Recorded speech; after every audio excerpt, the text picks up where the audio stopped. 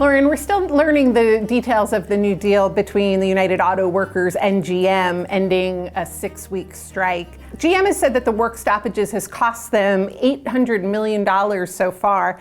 How detrimental was this strike to GM's future?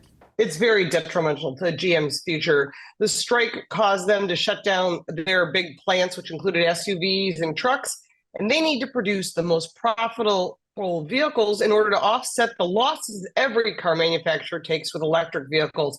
And when there's a limitation such as parts plants and deliveries, it makes their current customers unhappy when they bring them in for service because they can't get the parts. Between that and then the wage increases that GM has likely agreed to settle this strike, how much do you see all of this directly affecting consumers? Oh, it will affect consumers for sure. When you're talking about a 25% increase in wages across 4 years, you're probably going to see somewhere between $1,000 and $1,500 increase for each vehicle. They have to offset these losses because although they could cut other places, which you know they will, they're going to cut on advertising budgets, marketing budgets, PR budgets.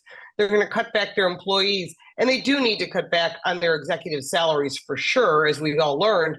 But still, somehow you can't take in more money or spend more money and take in, less money. You'll have to take in more to offset those losses. Do you overall count this as a victory for the auto workers? It is a victory for the auto workers and Sean Fain, who delivered what he promised. It is not a victory for the auto industry as a whole. It is not a victory for consumers, although I think that they were well underpaid, the UAW workers. They're finally getting a livable wage. But still, there has to be some give and take. We just don't want to see in 2008 what we saw again in the future, which is the big 3 car manufacturers going to Congress looking for a bailout, which is what I fear in this particular situation, because they have to stop spending and start focusing on making cars. Let's shift focus for a minute, Lauren. GM subsidiary Cruise, its driverless car company, had its license revoked in the state of California recently. What does this mean for the future of driverless cars? Has the whole industry gotten ahead of itself? Will it ever happen? I don't think you'll ever see autonomous or self-driving cars, even though Tesla likes to tout that their autopilot is, it is not. And as a matter of fact, the National Highway Traffic Safety Administration is going after them because many people have died. In the case of Cruise, and autonomous vehicles can be proven to be done in very enclosed areas, like on a college campus or something, or on a big, large corporation.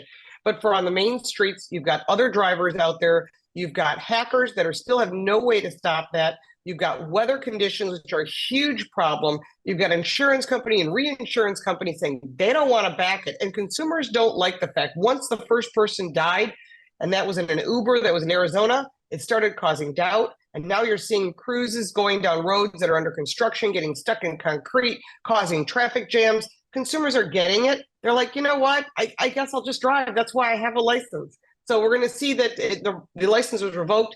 They may come back and you'll see it in more limited form, but you're not going to see autonomous vehicles on the main roads until every single vehicle is autonomous, and that will never happen. Lauren, for retail investors out there, if your money manager called you today and said they wanted to lean your portfolio heavily into GM, would you say go for it, or would you hang up on them?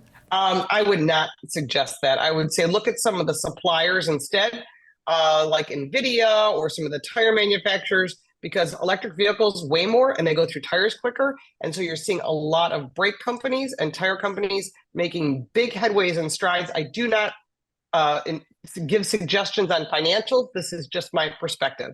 Lauren, thank you so much. It's great advice. Thanks for having me.